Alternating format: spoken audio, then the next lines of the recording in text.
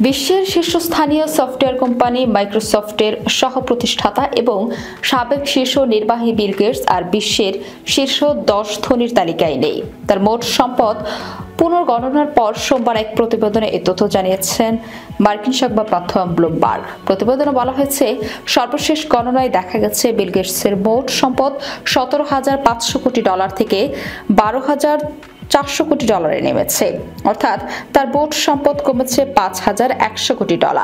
ব্লুমবার্গের হিসেব অনুযায়ী বর্তমানে বৈশ্বিক ধনী ব্যক্তিদের তালিকায় 12তম স্থানে আছেন বিল গেটস।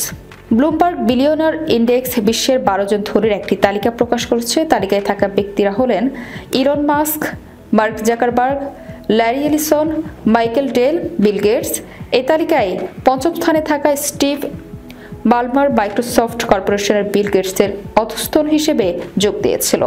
পরে বিল গেটস মাইক্রোসফট থেকে অব্যাহতি নেওয়ার পর তিনি প্রতিষ্ঠানটির সিইও হন, অর্থাৎ মোট সম্পত্তির হিসেবে একসময় যাদের সামনে ছিলেন বিল গেটস তাদের থেকে তো বটেই, এমনকি নিজের সাবেক অধস্তনের থেকেও পিছিয়ে গেছেন মাইক্রোসফট কোম্পানির এই সহ-প্রতিষ্ঠাতা।